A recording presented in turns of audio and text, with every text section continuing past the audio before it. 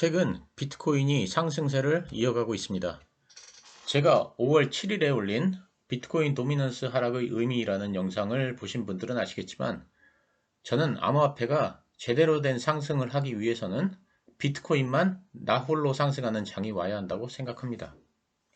이러한 현상은 비트코인이 크게 상승할 때마다 나타났습니다. 보시는 차트는 2017년부터 지금까지의 비트코인 도미넌스를 보여줍니다. 차트의 왼편 화살표가 있는 부분은 2017년 5월부터 2018년 1월까지입니다.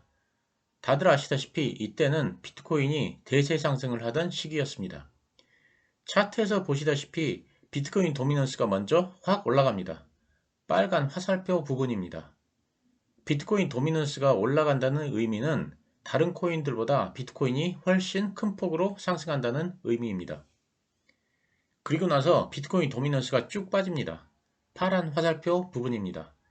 여기서 착각하기 쉬운 점은 비트코인 도미넌스가 하락하다 보니 비트코인 가격이 하락한다고 생각하기 쉽습니다. 하지만 이는 암호화폐에서 비트코인이 차지하는 비중이 줄었다는 것이지 가격이 빠진다는 것은 아닙니다. 보시는 차트에서 비트코인 도미넌스가 빠진다는 의미는 비트코인의 가격은 횡보하고 알트코인이 오른다는 의미입니다. 정리를 해보겠습니다. 암호화폐가 대세 상승을 할 때는 비트코인이 먼저 1차로 큰 상승을 하는데 이때 알트코인들은 오르지 않습니다. 비트코인이 일정 수준 이상으로 오른 다음 비트코인은 횡보를 합니다. 그제서야 알트코인들이 본격적인 상승을 합니다. 이렇게 비트코인과 알트코인이 모두 상승을 하는 한 사이클을 마치면 그 후에 모든 코인들이 동시에 다 하락하게 됩니다. 이번엔 2020년입니다.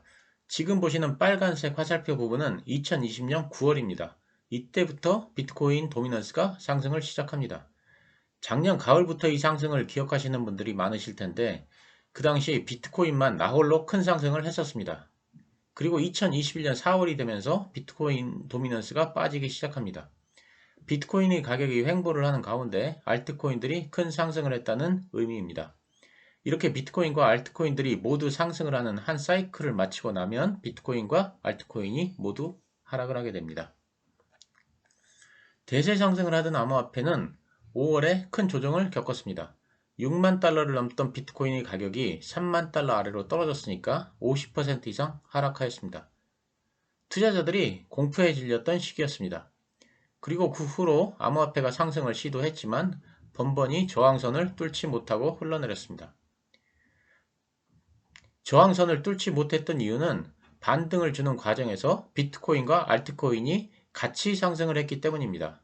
즉 모든 코인이 같이 올랐습니다. 하지만 이렇게 해서는 본격 상승을 이루기 어렵습니다. 왜냐하면 매수세가 분산되면 에너지가 분산되어 저항선을 뚫어내기가 어렵기 때문입니다.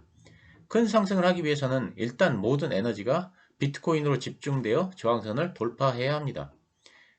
그렇게 되면 비트코인으로 돈을 번 투자자들이 상승한 비트코인을 매도하고 알트코인을 사게 됩니다.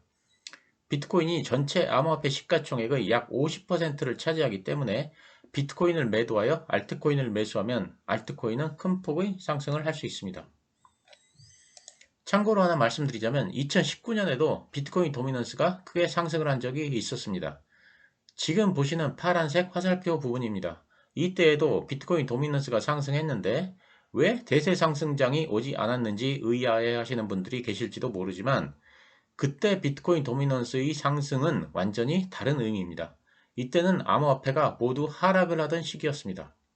그런데 비트코인이 다른 알트코인들보다 하락폭이 적다 보니 도미넌스가 올라간 것이지 대세 상승과는 거리가 먼 것입니다. 정리를 하자면 암호화폐의 사이클은 3단계로 이루어지는데 1단계는 비트코인이 상승하고 알트코인은 정체하는 구간입니다. 이때에는 비트코인 도미넌스가 최대 70%까지 올라갑니다. 여기서 70%라는 것은 최대치이고 반드시 70%까지 올라간다는 것은 아닙니다. 최근에는 이더리움이나 카르다노, 솔라나 같은 플랫폼 코인들의 역할이 분명해지면서 이들의 시가총액이 크게 증가하여 이제는 비트코인 도미넌스가 70%까지는 상승하지 않을 것으로 예상됩니다만 어쨌든 비트코인 도미넌스가 크게 상승을 하는 것이 1단계입니다. 2단계로는 큰 상승을 한 비트코인이 정체 및 횡보를 하고 그 사이에 알트코인들이 큰 상승을 하는 시기입니다. 그래서 비트코인 도미넌스가 최대 35% 수준까지 크게 하락합니다.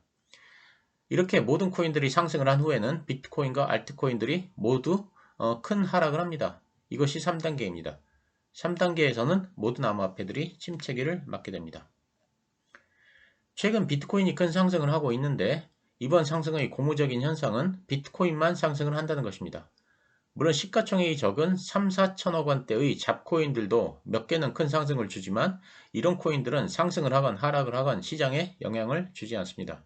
시가총액이 적기 때문입니다. 주식시장에서 시가총액이 아주 적은 잡주들이 상승한다고 주식시장의 상승이나 하락에 영향을 주지 않는 것과 마찬가지입니다. 어쨌든 메이저 코인들 중에서는 비트코인만 큰 상승을 보여주고 있습니다. 그래서 뉴스원에서는 암호화폐 투자 자금이 알트코인에서 비트코인으로 몰렸다는 타이틀의 기사를 내보냈습니다. 이 기사에서는 다른 메이저 알트코인에 비해 비트코인이 훨씬 큰 상승을 한 표를 보여주면서 암호화폐 투자 자금이 알트코인에서 비트코인으로 대거 이동하고 있어 비트코인이 사상 최고치를 경신할 가능성이 커지고 있다고 쓰고 있습니다. 다른 말로 표현하자면 비트코인 도미넌스가 올라간다는 것입니다. 비트코인이 계속 상승하여 6만 5천 달러 부근의 정고점을 돌파할지 아니면 거기까지 상승을 하지 못하고 하락할지는 아무도 모릅니다. 저도 당연히 모릅니다. 하지만 일단 비트코인이 상승을 하면서 도미넌스를 높이는 점에서는 정고점을 돌파할 조건을 갖추고 있는 셈입니다. 만약 우리 바람대로 비트코인이 정고점을 돌파한다는 가정하에 다른 알트코인들은 언제쯤 상승을 할 수 있을까요? 이더리움은 아마도 비트코인과 비슷한 움직임을 보일 것입니다. 최근 디파이나 NFT의 플랫폼으로 큰 성장을 하여 그 위상이 비트코인에 버금갈 만큼 올라갔기 때문입니다. 그러면 다른 알트코인들은 언제쯤 상승을 할까요?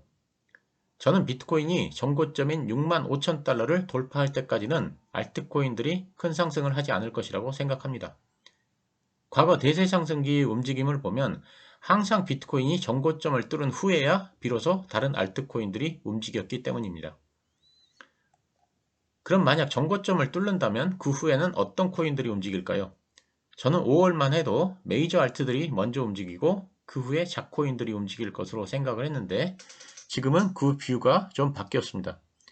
미국계 코인과 국내 김치 코인들의 상승이 예상됩니다. 그 이유는 과거 중국계 코인이 대세이던 시절이 있었는데 지금은 미국을 중심으로 코인이 재편되고 있습니다. 그래서 우선 미국계 코인들이 움직일 것으로 생각됩니다. 대표적인 미국계 코인들은 솔라나, 폴카닷 등입니다. 그 다음 국내 코인들입니다. 9월 25일 특근법이 발효됨에 따라 암호화폐 거래소들이 대거 정리되었고 코인들도 정리가 되었습니다. 지금 상장되어 있는 국내 코인들은 일단 정부로부터 허가를 받은 것이나 마찬가지입니다. 그래서 상폐 등의 리스크가 사라졌다고 할 수 있습니다. 그런 면에서 국내 코인들도 미국 코인들과 비슷한 시기에 상승을 할 수 있을 것으로 보입니다. 특히 주목해야 할 코인들은 게임 관련 코인과 NFT 관련 코인들이라고 생각합니다.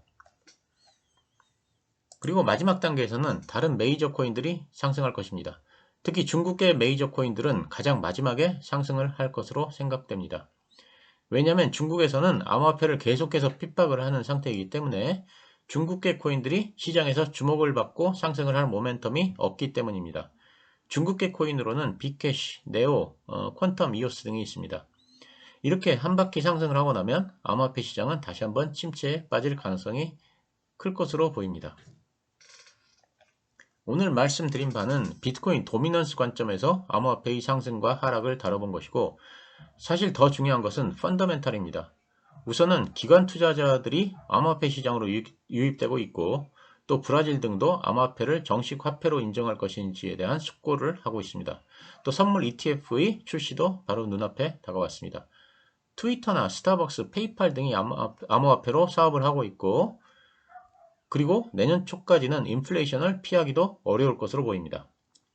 반면 미국에서는 암호화폐 규제를 계속해 나갈 것입니다. 무슨 의미냐면 암호화폐를 주류 시장으로 편입하기 위해서는 피해자가 발생하지 않도록 제대로 된 규제를 만들어야 하기 때문입니다.